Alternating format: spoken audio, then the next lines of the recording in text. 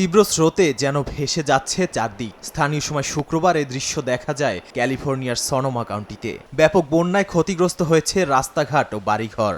যান চলাচল বন্ধ হয়ে গেছে সড়ক ও মহাসড়কে। বিপাকে পড়েছেন স্থানীয় কয়েক হাজার বাসিন্দা।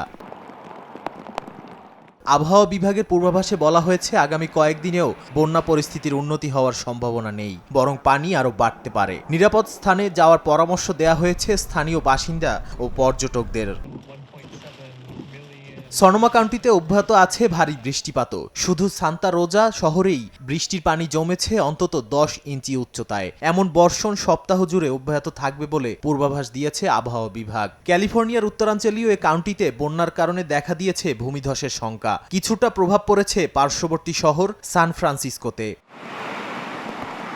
এদিকে টেক্সাস অঙ্গরাজ্যে তীব্র হতে থাকা একটি ঝড়ের প্রভাবে বিদ্যুৎ বিচ্ছিন্ন হয়ে পড়েছে বাসাবাড়ি। বিশেষ চাহিদা সম্পন্ন মানুষ ও গুরুতর অসুস্থদের চিকিৎসা কার্যক্রম ব্যাহত হওয়ায় অবস্থা আশঙ্কাজনক হয়ে পড়েছে। এর আগে ঘূর্ণিঝড় বেরিলের প্রভাবেও বিচ্ছিন্ন ছিল বিদ্যুৎ ব্যবস্থা।